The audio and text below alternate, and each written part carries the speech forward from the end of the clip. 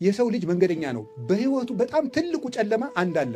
እሱም ግራ መጋባት ይባላል። ሁልጊዜ ነው ሰው ግራ የሚገባው። ከቃሉ ጋር ናቸው። ስለዚህ ሰው ግራ መጋባቱ አንዱ ላግባ ልመንኩስ፣ አንዱ ግራ መጋባት ነው። ሲያጣ ልመንኩስ ይላል፣ ሲያገኝ እንደዚያ ይላል ብሎ ተብሎ ይታሰባል ነው እንጂ እርግጠኛ መሆን አይቻልም።